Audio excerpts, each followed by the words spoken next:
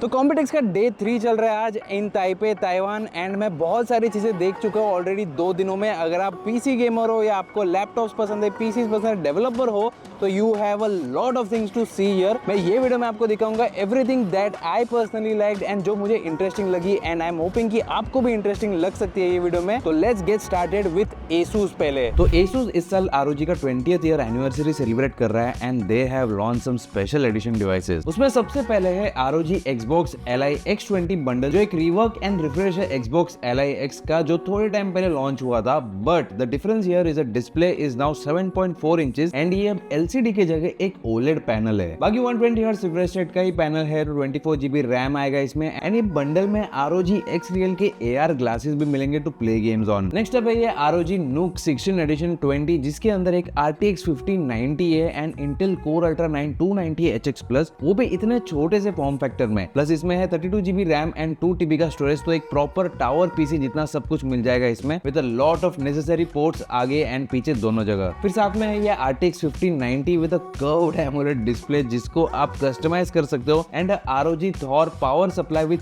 3000 watt का output. ये use करोगे तो घर पे ट्रांसफार्मर लगाना पड़ेगा पक्का। नेक्स्ट अप MediaTek का बूथ। तो MediaTek and Nvidia were the show stoppers at Computex 2026 पे ये साल, एंड वो इसीलिए क्योंकि RTX Spark was revealed। ये एक ARM बेस्ड CPU है, first ever from Nvidia and इसको बनाने में MediaTek का हाथ है, specially for the NVLink fusion. इसके अलावा यहाँ पे 2 मॉनिटर रखे थे, दोनों 5K रेजोल्यूशन पे, एक पे नो अपस्केलिंग एंड एक पे 2K रेजोल्यूशन अपस्केल था। लेफ्ट पे FPS कम आ रहा है क्योंकि load is on the PC and right पे सिंस ये 2K से 5K अपस्केल कर रहा है, FPS ज्यादा है एंड सरप्राइजिंगली विजुअल क्वालिटी काफी सिमिलर है। प्लस MediaTek ने डिटेल में अपने इवेंट में agentic AI and edge to cloud की बात करी around its data centres and the dream faster branding. अब Nvidia की बात शुरू हो ही गई तो let's talk about the RTX Spark और थोड़ा सा। ये काफी इंटरेस्टिंग CPU है with 20 cores, a mix of performance and efficiency course, 6144 CUDA cores है इसमें, equivalent of an RTX 5070 desktop GPU and 128 GB का यूनिफाइड मेमोरी। तो what does all these mean? तो बेसिकली आप इसमें AAA गेम्स भी खेल सकते हो विद रे ट्रेसिंग बिना किसी डेडिकेटेड GPU के। वीडियो एडिटिंग के लिए भी Adobe Premiere Pro and Photoshop पे काम चल रहा है फॉर एन ऑप्टिमाइज्ड वर्जन। इसके अलावा since it's so specced out, ये मेजरली LLMs रन करने के लिए भी है and competing against the Mac Minis and the MacBooks for this particular use case. फिलहाल Microsoft Surface Ultra, Dell XPS 16, MSI Prestige, Asus ProArt P14, P16, HP OmniBook, Lenovo Yoga Pro 9N announce हुए हैं and these laptops will enter market very soon। Dell ने एक close door briefing में काफी cool चीजें रखी थी like the Express 13। ये भी एक Wildcat Lake पावर्ड लैपटॉप है with Intel Core 5 320, 8 GB RAM का स्टार्टिंग वेरिएंट है एंड 512 GB स्टोरेज मिलेगा इसमें। ये एक MacBook Neo का कंपटीटर है but it's actually better in a few places. For example 2.5K का टच पैनल है, इस पे कीबोर्ड भी बैकलिट है एंड USB पोर्ट जो है वो फास्टर है एंड इस पे फेस अनलॉक भी मिल जाएगा जो आपको MacBook Neo पे सब नहीं मिलता है। And the pricing for the Dell Express 13 is supposed to be somewhere near 70-75,000। इसके अलावा दे आल्सो शोकेस्ड Alienware का 39 इंच का 5K RGB stripe curved OLED gaming monitor which is a dream for any gaming setup. ये 5K पे 165 hertz पे चल जाता है एंड अगर CS या Valorant जैसे ई स्पोर्ट्स गेम्स खेलने हो FPS वाले तो 1080p पे रेजोल्यूशन गिरा के इसको 330 हर्ट्ज पे भी खेल सकते हो। एसर ने अपना नया Acer Swift Air 14 शोकेस किया था यहाँ पे, जो अराउंड 1.19 kg का है एंड इसमें है इंटेल का नया Wildcat Lake processor, the same one that we saw on the Dell XPS 13 and ये भी MacBook Neo का मार्केट ही टारगेट कर रहा है। Besides this there was the Acer Predator Atlas 8 gaming handle जिसके अंदर था इंटेल का नया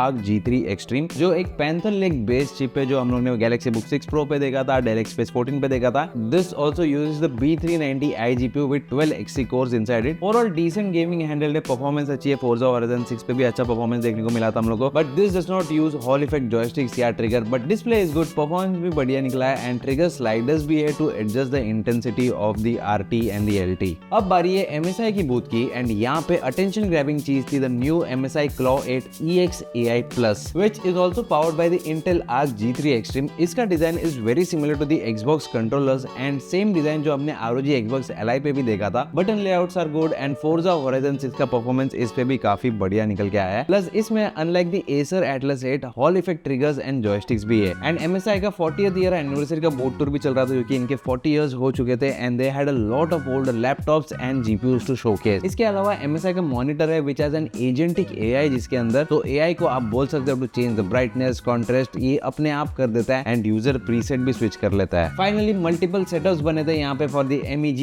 MPG एंड MAG बिल्ड, जिसमें से MEG में AIO पे डिस्प्ले था एंड इवन GPU पे, and all of them can be used for viewing. तो ये था Computex 2026 के some of the best announcement, some of the most interesting announcements. आपको इसमें से कौन सा अच्छा लगा, आप किस में ज्यादा इंटरेस्टेड हो, बताओ हमें कमेंट्स में आके, and will see you in the next one. Till then take care, bye bye.